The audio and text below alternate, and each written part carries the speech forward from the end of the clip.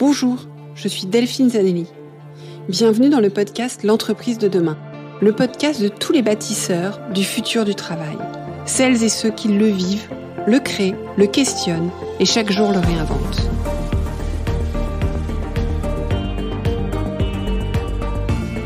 Une entreprise plus vertueuse et soucieuse de son impact social pour une société meilleure.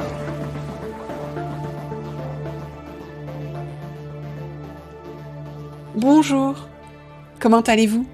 Bienvenue dans ce nouvel épisode. Et bienvenue tout particulièrement à tous les nouveaux auditeurs et les nouvelles auditrices du podcast qui arrivent en grand nombre en ce moment. Je me représente du coup, je suis Delphine Zanelli, je suis à la tête de ce podcast depuis 4 ans.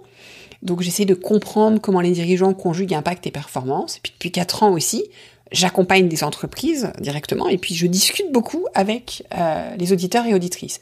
Et je m'aperçois que informer, inspirer, faire réfléchir, c'est important, mais c'est pas suffisant pour générer des transformations. Et qu'en fait, beaucoup avaient envie, besoin d'être guidés. Et du coup, fruit de tout ça, j'ai créé le programme de l'entreprise de demain très récemment, qui est un programme de mentoring qui vise vraiment à accélérer le développement des compétences managériales qui feront la différence demain, en prenant exemple sur ce qu'ont fait les dirigeants et comment, avec 1 heure par semaine, vous allez apprendre, transformer une de vos pratiques managériales. Et dans le programme, il y a 6 pratiques. Vous pouvez les découvrir sur l'entreprisededemain.com. Voilà pour ce que je fais. Je produis aussi des podcasts sur les thématiques de l'entreprise de demain et je fais des conférences sinon. Maintenant, venons-en à l'épisode du jour. Alors cet épisode est important puisqu'il fait suite à l'épisode de la semaine dernière. La semaine dernière, j'avais le plaisir d'interviewer Béatrice Rousset. Béatrice est quelqu'un que je connais depuis longtemps et que j'ai déjà interviewé sur ce podcast, sur son ouvrage Stratégie modèle mental, avec un épisode qui vous a beaucoup plu. Et Béatrice, la semaine dernière, je la retrouve dans un article dans le Harvard Business Review France, qui est un hors-série sur le must de la raison d'être. Et elle propose un article pour apprendre comment mobiliser le tort de son organisation, ce qui est le regard de Béatrice sur la raison d'être que j'ai trouvé extrêmement intéressant. Donc je vous encourage d'écouter l'épisode de la semaine dernière où on explique ce que c'est le tort de votre organisation. Et cette semaine, on va essayer de comprendre comment l'identifier et comment l'actionner. Le tort, en fait, il est constitué des 2 modèles mentaux principaux de votre organisation, qui sont souvent 2 pôles qui s'opposent, qui paraissent contradictoires, comme par exemple performance et humanité. Et en fait, c'est quand ces 2 modèles sont dans un mouvement d'unité, d'équilibre, et que tout d'un coup votre organisation, vous êtes à votre meilleur niveau dans votre organisation. Et c'est vrai que ça fait écho à ce podcast, puisque quand on est au carrefour de la performance et de l'humanité, c'est là qu'on est bon en tant qu'entreprise. Donc voilà, donc écoutez l'épisode de la semaine dernière, et puis vous pouvez écouter Béatrice là, qui va vous expliquer comment le mobiliser. Bonne écoute et à bientôt. Bonjour Béatrice. Bonjour Delphine.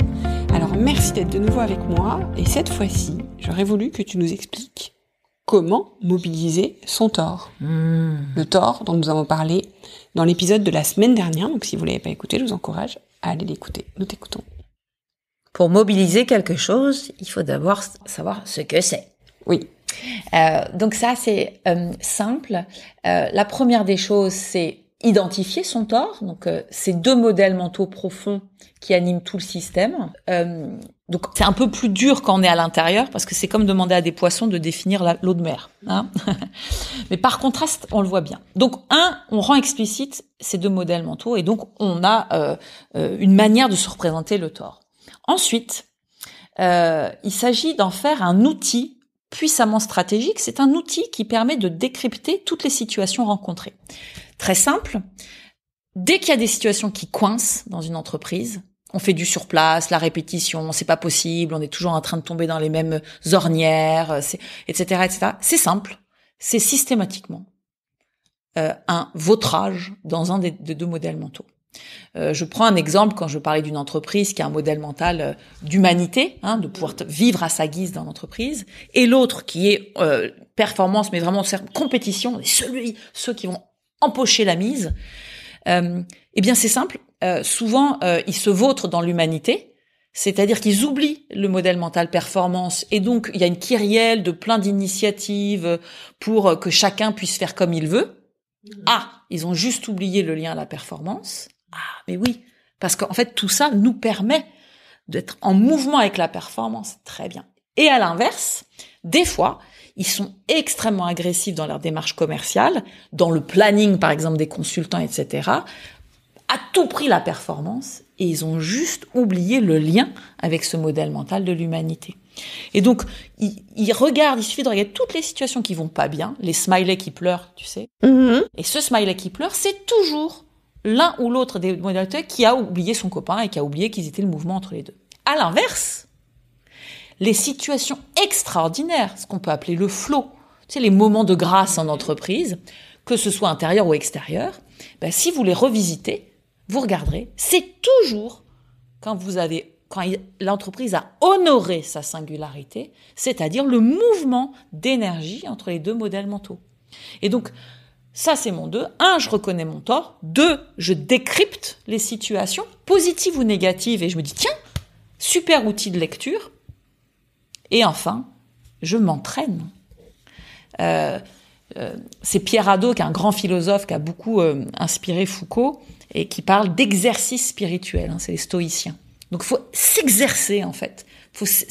Et quand on dit spirituel, je vais qualifier, spirituel, c'est spiritus en latin, pneuma en grec, c'est le souffle. Tu t'entraînes à les mettre en œuvre, en fait. Tu t'entraînes à utiliser le tort pour décrypter chaque situation que tu rencontres. Alors, pour décrypter, mais aussi peut-être en amont des situations. Exactement. Ça te permet de s'entraîner à cette nouvelle manière, parce que c'est vrai que c'est une nouvelle manière, de se représenter le fonctionnement de son entreprise, et donc c'est de s'entraîner en disant, tiens, on lance cette activité, tiens, est-ce que c'est vraiment nous? Tiens, on a envie de faire ça en interne, tiens, en honorant que nous sommes, qu'est-ce que ça peut être? Et donc, on s'entraîne tous les jours. Et alors, ce qui est très joli, quand vous regardez la forme d'un tort, j'appelle ça le petit point. C'est le livre que je suis en train d'écrire. Il y a un petit point qui restera toujours mystérieux. On frôle ce petit point, qui est ce petit point de fusion ou de jonction entre les deux modèles mentaux. Mais ce petit point, il a beaucoup de sens pour les gens parce que tout le monde le sent. C'est qu'il y a un moment, on sent une forme de... Et là, on est sur le petit point. Ouais. Alors, on peut appeler ça le sentiment océanique, le sentiment... On le vit dans la nature, mais moi, je l'ai souvent vécu en entreprise. Et tu disais que ton livre était individuel, parce que ça se prête très, très, très bien à chacun, en fait. Exactement. Donc, moi, j'ai longtemps hésité. J'avais commencé à écrire la suite pour les organisations. Mais en fait, il y a beaucoup de gens, beaucoup d'individus qui sont venus vers moi, que j'ai accompagnés individuellement. Mais c'est la même dynamique. Mais c'est vrai que j'étais assez... Parce que quand je te raconte pour l'organisation... mais que les auditeurs sont aussi des individus. Et en fait, c'est la même chose pour vous individuellement. Ouais. 1, regardez ce qui profondément vous anime, donc discernez. 1, je discerne. 2, je vais aller trouver ce petit point. Et 3, je vais me laisser agir par l'énergie incommensurable qui anime tout le monde. Je le redis, Delphine, c'est assez étrange parce que c'est des choses qu'on fait extrêmement naturellement. Moi, j'ai bizarrement beaucoup travaillé quand il y a eu la première crise Covid, et la plupart des entreprises se sont surprises, alors que c'était l'enfer, que tout s'est effondré, que on comprenait plus rien à rien. Beaucoup d'entreprises, je parle de la première, ont tous réagi avec beaucoup d'énergie, et tous les systèmes, pratiquement avec qui je travaillais, ont trouvé une manière très singulière de répondre à des choses qui semblaient impossibles. Du jour au lendemain, on peut plus faire travailler les gens, etc. Et en fait, c'est grâce à ça que la théorie, elle a émergé. Je me suis dit, mais c'est incroyable. Alors que ça devrait être l'enfer, c'est le contraire. Et en fait, on est passé de l'enfer à l'ouvert, j'ai souvent de coutume de dire. Et l'ouvert à partir de qui on est. Ce qui est très troublant, c'est quand, entre guillemets, les choses ont commencé à reprendre et à redevenir comme avant, ce qui ne veut pas dire grand-chose, eh bien, on a vu les injonctions revenir, on a vu les systèmes perdre ce naturel, cette singularité qui avait pris toute sa vigueur face à la crise extrême qu'on vivait. Et voilà, et on est revenu complètement. Donc l'idée c'est de faire ce travail pour bien identifier et s'entraîner, rester dessus. Et je vais le dire, oser être. Et c'est marrant, je m'amuse à relire des vieux bouquins de management qui m'ont jadis beaucoup inspiré, comme Good to Great de Jim Collins, qui est une bible du management, qui s'amuse à regarder toutes les boîtes qui ont traversé le XXe siècle, c'est pas rien, 2 guerres mondiales, et qui ont pas juste performé, qui ont surperformé. C'est extraordinaire. Et ben, je vous invite tous à relire ce livre Good to Great. De la performance à l'excellence. Exactement. Merci. En fait, vous regarderez toutes ces boîtes, elles ont en commun, toutes, de toujours avoir respecté leur singularité. Toujours. C'est-à-dire, jamais elles ont répondu aux injonctions du monde. L'exemple magistral, c'est bien sûr Kodak et Fuji. Tout le monde connaît l'histoire de Kodak, qui ont inventé la caméra digitale et qui sont morts à cause du digital. Mais peu de gens connaissent l'histoire de Fuji, qui est au même moment, même marché, même catastrophe.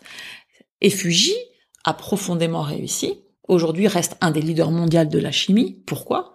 Parce que Fuji a toujours respecté sa singularité. Quand ils se sont rendus compte que la photo, on passait de la chimie à du logiciel, ils se sont dit, mais ce n'est pas nous. Et je ne sais pas si tu connais l'histoire, ils se sont amusés. La première chose qu'ils ont fait, c'est des crèmes cosmétiques. Parce que le produit qui révélait les photos s'avérait chimiquement très utile pour la peau des femmes. Passionnant. En fait, on le sait depuis, ça semble évident. Le meilleur moyen de résister, et c'est pas résister, de réagir merveilleusement à tout, à la vie, en fait, au mouvement, c'est évidemment de puissamment respecter son identité profonde. Et de développer cette faculté naturelle qu'on a de répondre à notre environnement. La stratégie, c'est quoi? Il y a des défis posés par l'environnement extérieur, et je vais répondre à ces défis extérieurs. Comment je réponds à mes défis extérieurs? À partir de qui on est. Ah bah oui, mais qui je suis? Les modèles mentaux. Enfin, gérer son tort, c'est la base de toute stratégie. La base, en fait. Et je suis toujours très troublée de voir que c'est pas si facile pour les dirigeants de qualifier la singularité de leur entreprise. Pourquoi? Parce que jusqu'à présent, on n'avait pas vraiment de modèle pour le faire. Emparez-vous des modèles mentaux. Tout comme il n'est pas facile pour les individus de la qualifier, parce qu'on les conduit souvent à se conformer, à ressembler, à se comparer, et c'est compliqué. J'adore ce que tu dis, Delphine, et c'est pour ça que, pareil, moi, quand je fais de l'accompagnement individuel, je rends explicite la singularité de chacun. Dans le précédent podcast, j'osais révéler que j'ai toute ma vie combattu entre 2 pôles très forts en moi, qui sont l'enthousiasme et la rationalité. Eh bien, j'offre au monde ma singularité. J'ai pas à pas révélé, découvert que effectivement j'étais ce mouvement d'union de l'enthousiasme et de la rationalité. Et donc, au lieu de me prendre les parois de mon boco, d'être trop enthousiaste ou trop rationnel, j'assume d'être ce mouvement entre les deux et de l'offrir au monde. Merci, et merci de nous avoir offert ton temps. À bientôt. Avec joie. Merci pour votre écoute. J'espère que l'épisode vous a plu. Faites-le moi savoir en laissant des étoiles et des commentaires sur Apple Podcast. Cela me permet de le faire connaître, le podcast, et m'encourage à le poursuivre. Rejoignez-moi également sur le groupe LinkedIn L'Entreprise de demain pour échanger avec d'autres auditeurs, proposer des invités.